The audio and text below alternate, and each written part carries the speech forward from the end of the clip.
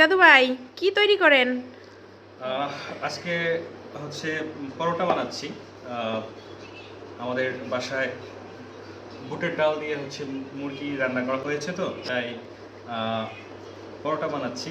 তো দেখতে পাচ্ছেন যে পরোটা যদিও মানচিত্রের মতো হয়ে যাচ্ছে পরোটা, কিন্তু তারপরও আসলে বউ নাই বলে নিজেকে বানিয়ে খেতে হচ্ছে। এখন হচ্ছে রুটি বলছি আর কি, পরোটার রুটি বলছি, এরপরে হচ্ছে ভাজা হবে।